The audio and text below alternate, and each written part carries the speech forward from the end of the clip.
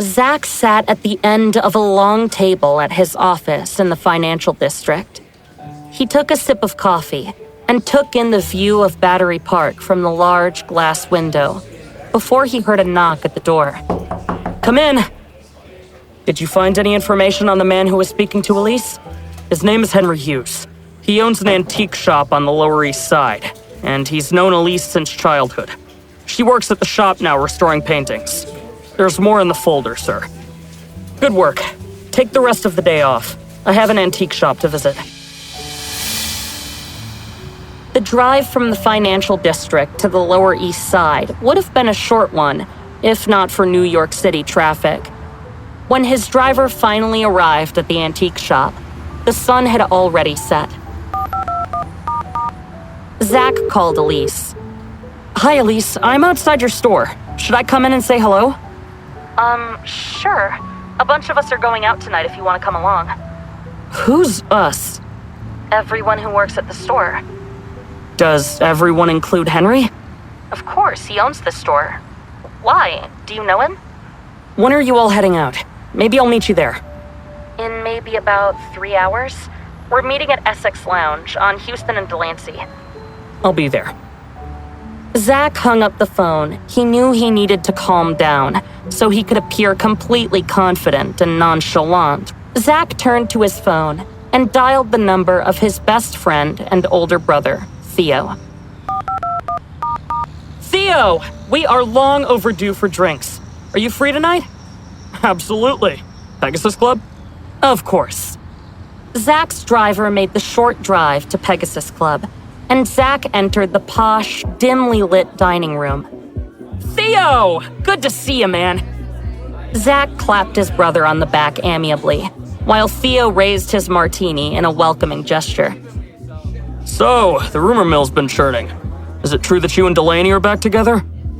Zach frowned. He had no idea the news had already gone public. He certainly didn't want his grandmother and the rest of the family finding out from anyone else before he was ready to tell them. "And if I am?" Zach flagged down a waiter and ordered a whiskey on the rocks before returning his gaze to his friend. "Come on, you obviously have something to say. Say it." "All right. I know you're an adult and you can make your own decisions, but Elise is a once-in-a-lifetime woman.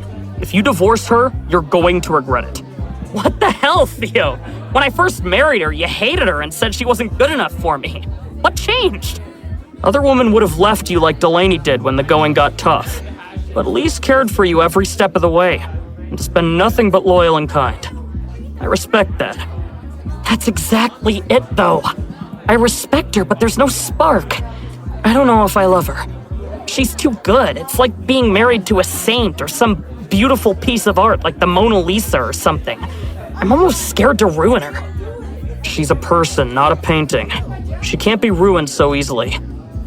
Zach shook his head and stared into his drink, willing the swirling depths to provide him with an answer of some kind. "You're probably right. Even so, how can I be sure she loves me? She was broke when I met her and I helped her out financially, but it might be selfish for me to trap her in a loveless marriage." "So you've decided for her that she doesn't love you, is better off without you, and you're therefore going to divorce her?" Zach looked away. Zach heard someone approach their booth and looked up to see the familiar figure of Delaney. "Delaney, what are you doing here?" "I heard that you were getting drinks here, and I thought I'd come and join you." Theo looked disgusted at the entire display. "Delaney, haven't seen you in a few years, but it looks like you haven't changed much since school." "Well, you have. You look quite old." "Delaney, be nice." The waiter approached the table. "I love the lemon garlic shrimp." "We weren't actually planning on staying for dinner." "Well, you boys wouldn't leave me to eat alone, would you? I know Zach would never do that. Would you want me to have to go back home all by myself tonight?" "Of course we'll keep you company for dinner." The shrimp arrived, and Delaney made a show of peeling each shrimp. "You have to try this. It's so good." "No, sweetheart, that's all right." "Come on, I insist." To Zach's mounting horror, She stroked his jawline and hand-fed him the shrimp. Zach wanted the earth to swallow him whole. He recognized the signs in Delaney. Zach ordered another whiskey from the bar, and then another. Delaney, competitive as she was, attempted to keep up with him, and within the span of the next hour, they both descended into drunkenness. Theo picked up his phone and called Elise. Theo, did something happen to Zach? He said he was going to meet me and my work friends for drinks, but he never showed up. Yeah, he's in pretty bad shape. Can you meet us at the Pegasus Club? Of course. I'll be there as soon as I can. Elise bid a hasty goodbye to her work friends and ran out into the street, desperately trying to hail a cab. I'm going to the Pegasus Club, please. A friend is in trouble, so drive as fast as you can.